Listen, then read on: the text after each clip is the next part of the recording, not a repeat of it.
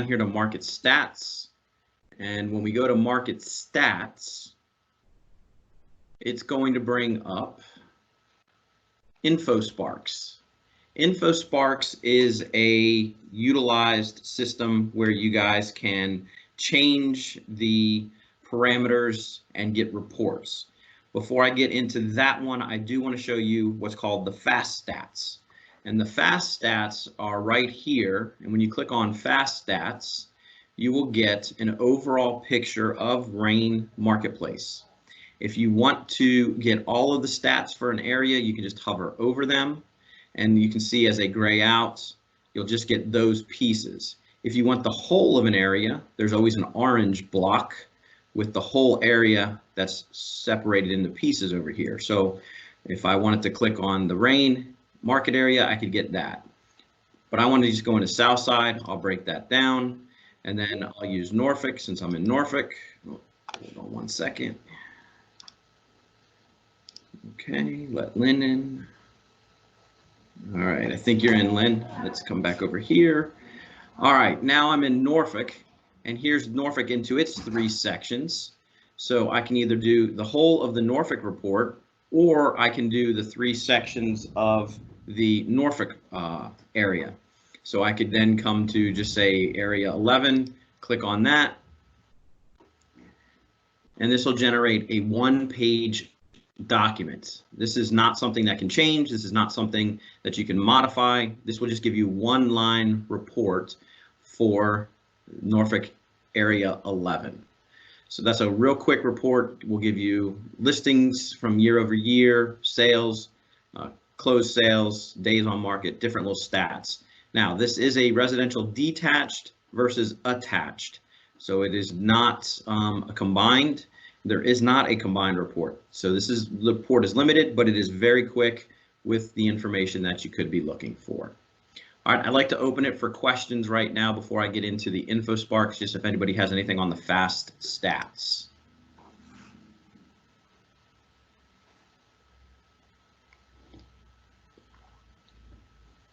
No questions on the fast stats? All right. We'll come back here to InfoSparks. Now, a couple things with InfoSparks, give you a little tour up here. First is your little drop-down area. And when you have that, it will give you the entire MLS, or you can change it to cities. And let me do this real quick. Sorry. Okay. You get your MLS. You can also draw an area. It will take you to a page and you're going to draw. So I'm not going to go in there and draw, but you can draw an area. The reason you might want to draw an area is because you want to get, sorry. All right. The reason you might want to draw an area is if you wanted the 5 cities, Norfolk, Chesapeake, Portsmouth, Suffolk, and Virginia Beach, you can't get all 4 or 5 areas. This will only allow 4. So you may want to draw a map if you're trying to get all of that information live for those areas. So that would be the reason to draw a map. Otherwise, you can go down and choose by city, zip code, minor areas, subdivision. All right, let's see if we can get Dana in here. All right, Dana, I think you're in.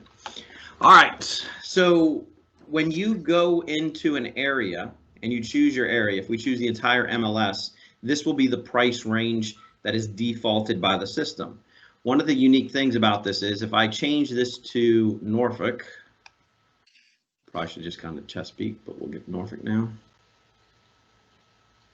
Once I change it to Norfolk, these parameters will change based on the average of the sales and listings in Norfolk. So if I change it to Virginia Beach, these parameters here will change. Hold on, sorry.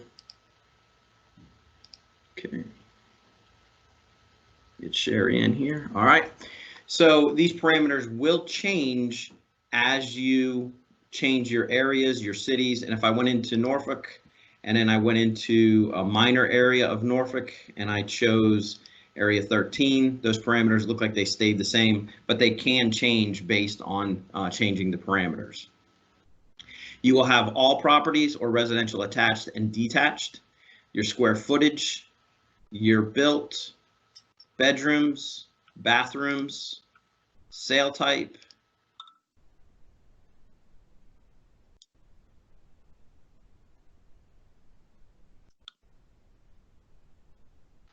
okay. All right. You can then add an area if you wanted to compare two areas. If we were talking about Norfolk, and I could say, all right, let me try just Norfolk in general for area 13. And we're going to change that to the city. And we'll go over here to Norfolk. Hey, Tim, this is Dana. I am so sorry I came in late, but how did you get here to get started? Sure. I will recap at the end how we got here. Okay. Sound good? All right. So then when you see this, I have the two bar graphs, the gray bar graph being area 13 of Norfolk, the red bar graph being all of Norfolk. So I can see and compare, and as I move my cursor, it changes these stats along the line. So it's a really nice interactive tool that you can take advantage of. Now these are up to 4 areas that you can compare at one time. Now at the bottom, you can change it to your sales price, be it median or average, listings, homes for sale, pending, closed, dollar volume, price per square foot, percentage of your list price, the month supply, and days on market. So you have 9 areas that you can change those on as well. You also then, besides having the ability to change those, let me just drop and show you how that just automatically changes the numbers. And there's a flat line for you. And let's see, we have that on a 3 years. And if I go here and I do 5 years, you can see that line stays pretty flat. Let's see what max does. And there it goes back to 2009 when this data was starting to be accumulated. So you can see the line numbers go there. I'll put that back to sales price, and you can see the change in the graph a little bit more. So up here you have a print button, you have a share button, and then you have the line, or you can do a bar. So it only trends up to 3 years. So let me change this over here to 3, and then I'll change this to the bar. And there's the bar graph and the way that appears. And then you can go and print that, or you could share that as well. Put it back here on the line, come over here, and see we have 1, 3, 5 years and max. And like I just said, it goes back to 2009. So that would be the max on it. Then we have monthly data, rolling 3 months, rolling 6 months, and rolling 12 months data. So that gives you a really quick breakdown of this tool and how you can utilize it for statistical purposes, to show your clients on listing presentations, if you're trying to convince a buyer to put a little bit higher or more close to list price offer than undercutting, if they're trying to do that. So you have that there as well. I'd like to go ahead and then I'll go back for those of you that come in a little bit late, and we'll recap where we went to get here, and then I'll open it up for some questions. All right, so we're in REIN. We started in REIN. We go to products, we go to market stats, and we go to market stats. It will pull us up into the InfoSparks tab. We also then have the fast stats, and that will break it down into those one-line reports. So products, market stats, right into the InfoSparks. All right, that is a very quick high-level overview. It's really intended to be a quick, easy way to get some stats. Now, those of you that are really into stats and you've created your own spreadsheets, your own Excels, this may not be useful or beneficial to you. It may be something that you just go to really quickly if you're looking for something. However, those of you that are not using stats, this is definitely a great tool for you to come and start to use stats in your business. All right, I'd like to go ahead and open it up for questions. Tim, I have a question. Sure. How accurate or how up to date are these numbers? At the end of April, I was trying to look at, the month of April stats for the whole area. And I didn't know the REIN stats report hadn't come out yet, but there was information through the end of the month. How accurate is that when I'm looking day by day? So when we go to this fast stats, I'll click over here to this one. This is, let's see, do the REIN market area. I believe they have the generate date here that it's guaranteed on. Let's see. Yeah, current as of June 2nd. Okay. So this one's current as of June 2nd, and then the next report will typically be a monthly report. So it's usually, because it's quick and instant, it's usually by the 1st or the 2nd of the month that these stats are updated.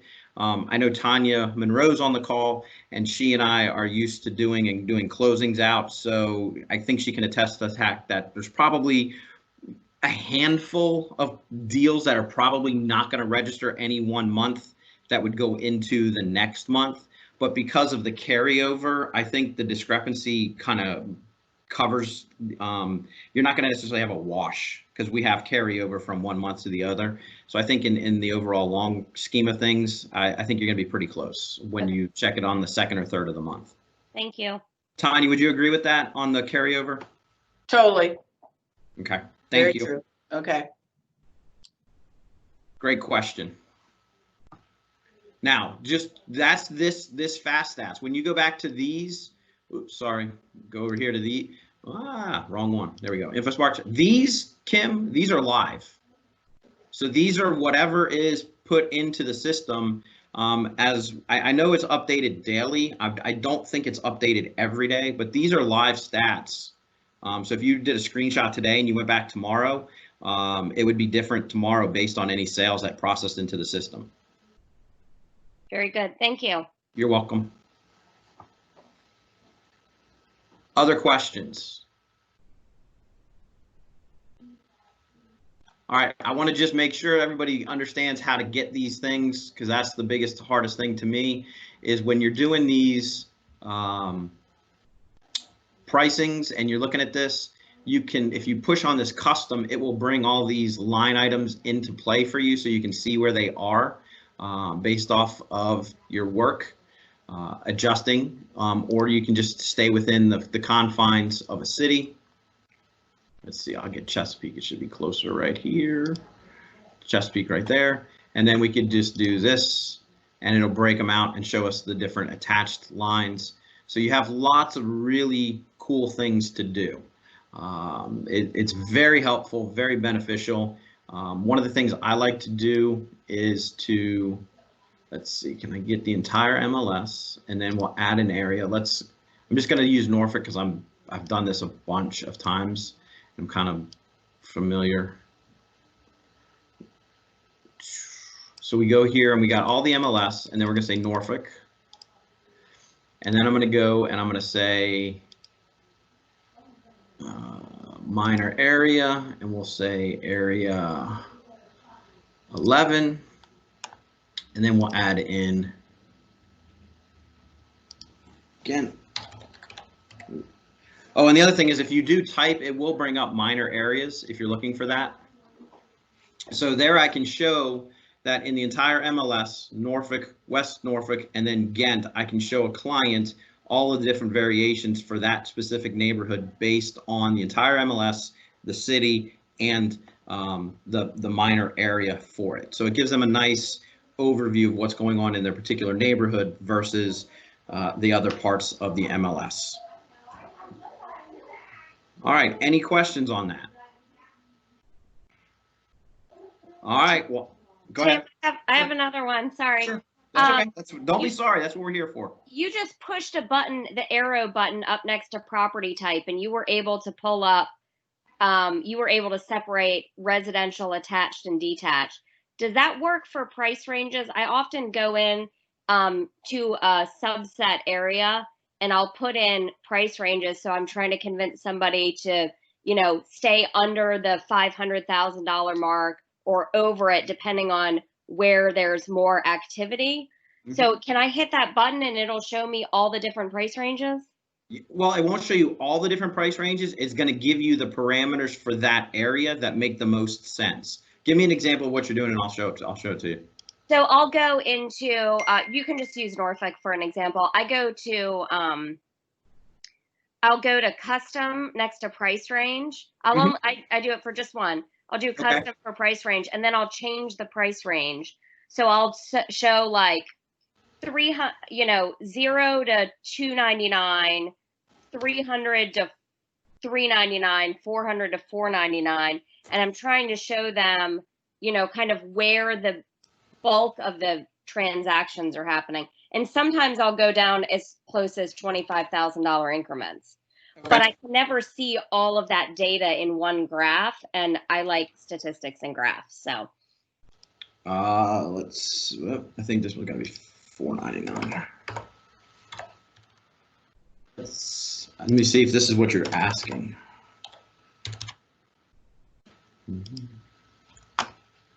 You click that button right there. Yes. I don't know that it's going to work. We'll see. Because I've got a couple of different layers on here. Let me get rid of that one. And it should recalculate them. Look at that. Thank you. Yeah, now remember that is a separate search, so that's one of your 4 searches. So right now I actually have 2 searches. So I have Norfolk and I have the custom. So just so everyone's clear, you can only have 4 operations going at once, and what we did is actually 2. So I could only add 2 more areas up here if you were trying to do that for different areas, just so you know. Okay? Thank you. You're welcome. Anybody else have any questions?